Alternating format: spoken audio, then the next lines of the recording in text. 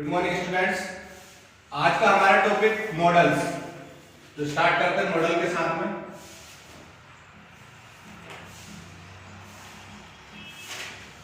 Sometimes students says modals, model और modal verb.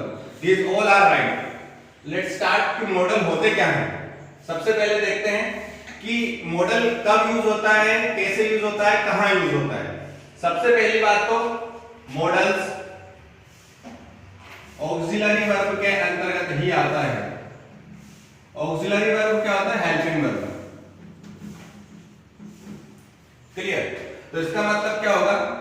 They are always helping verb.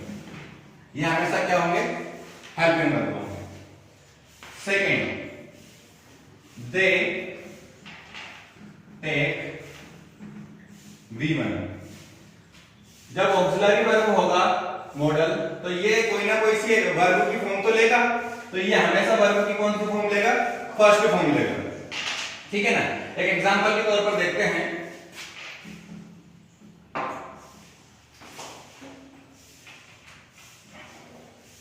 रायबेक can eat food. मैंने बोला रायबेक can eat food. अब मैंने भोजन खाने की बात कर रहा हूं यहां पर। तो खाने को इंग्लिश में क्या बोलते हैं? Eat. Eat is the first form. Second ate, third eaten, eating और देन ईट्स। इनमें सब में फर्स्ट फॉर्म कौन सी वर्ब की? फर्स्ट फॉर्म ये ईट। तो अब इसमें क्या लगेगा? ईट। ईट। क्लियर?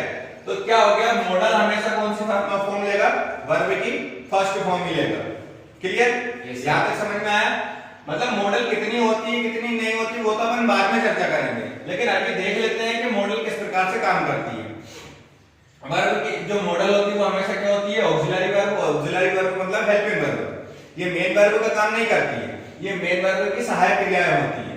और मेन वर्ब में इनके साथ में कौन सी आती है? हमेशा वर्ब की फर्स्ट फॉर्म ही आती है। चलिए कुछ एक्सरसाइज के साथ में अपन देखते हैं। चलिए कुछ सेंटेंस दिए हुए हैं आपके सामने। आप वीडियो को पॉज करके आप एरर निकाल सकते हैं। निकालिए एरर। ठीक है, देखते हैं अपन यहाँ पर। John must to do this. अभी जस्ट थोड़ी देर पहले मैंने बताया था कि मॉडल्स हमेशा क्या होती है? ऑक्सिलरी वर्ब होती है। क्या होती है? ऑक्सिलरी वर्ब, या फिर इसको हेल्पिंग वर्ब भी बोल सकते हैं। और ये हमेशा अपने साथ में क्या लेती है? V1, मतलब वर्ब की फर्स्ट फॉर्म। अपन ने पिछले वीडियो में देखा था कि V1, V2 ये क्या होते हैं? वर्ब की फॉर्म्स में देखा था अपन ने। तो मॉडल्स हमेशा अपने साथ में क्या लेती है? V1 लेती है। तो देखिए जरा, जॉन मस्ट, ये क्या है? मॉडल्स है। क्लियर? अब मॉडल के तुरंत बाद में क्या आना चाहिए? V1। लेकिन यहां पर क्या V1 आया हुआ है क्या? यहां पर V1 नहीं आया हुआ है। ये 2 प्लस V1 क्या है? ये तो इंफिनिटिव है। ये अपन ने इनफाइनाइट वर्ब में पढ़ा है। तो ये क्या है? ये तो इंफिनिटिव है। तो आपको क्या करना पड़ेगा? यहां से मस्ट डू दिस। मॉडल्स के तुरंत बाद हमेशा क्या लेता है? वो V1 ही लेता है। तो राइट सेंटेंस अब हुआ। नेक्स्ट सेंटेंस देखिए, जेरी कैन दिस टीचिंग। ये नहीं जम पा रहा। ये मॉडल है और मॉडल हमेशा अपने साथ में क्या लेता है? वर्ब की फर्स्ट फॉर्म। जबकि ये क्या है? ये तो फोर्थ फॉर्म है और इसका तो कोई औचित्य नहीं है यहां पर। तो क्या हो जाएगा यहां पर? टीच। क्लियर? ठीक है। Next is Kendra should going to temple. Should यहां पर क्या है? मॉडल। और मॉडल अपने साथ में कौन सी फॉर्म लेती है? First form. जबकि यहां पर कौन सी लिखी हुई है? Fourth form. तो यहां पर से क्या हटाना पड़ेगा आपको? फोर्थ फॉर्म हटाना पड़ेगा और फर्स्ट फॉर्म लगाना पड़ेगा। Now this is right sentence. केंद्रा should go to temple. Next is Trump will highly pleased. देखिए यहां पर will क्या है? मॉडल। और मॉडल हमेशा अपने साथ में क्या लेता है? V1। लेकिन यहां पर तो ये हाई एडजेक्टिव हो गया है, तो सॉरी एडवर्ब हो गया। और ये वर्ब की सेकंड फॉर्म या थर्ड फॉर्म जो भी मान सकते हो आप। लेकिन कहीं से कहां तक ये सही है क्या? मॉडल हमेशा कौन सी फॉर्म लेता है? वर्ब की फर्स्ट फॉर्म। तो यहां से आपको ये सब हटाना पड़ेगा, विल प्लीज करना पड़ेगा। Clear? Next, Shen could left the village. Shen could left the village. could क्या है? मॉडल। और लेफ्ट देखिए, अब ये तो या तो V2 है या फिर V3 है, ये लीव की सेकंड और थर्ड फॉर्म है। तो ये फर्स्ट फॉर्म है, तो ये यहाँ पर थर्ड सेकंड थर्ड फॉर्म कैसे आ सकती है? मॉडल्स तो हमेशा कौन सी फॉर्म लेती है? वर्ब की फर्स्ट फॉर्म। ठीक है, यहाँ पर क्या बनाएगा? Leave. Clear? So next sentence is you used to taking tea.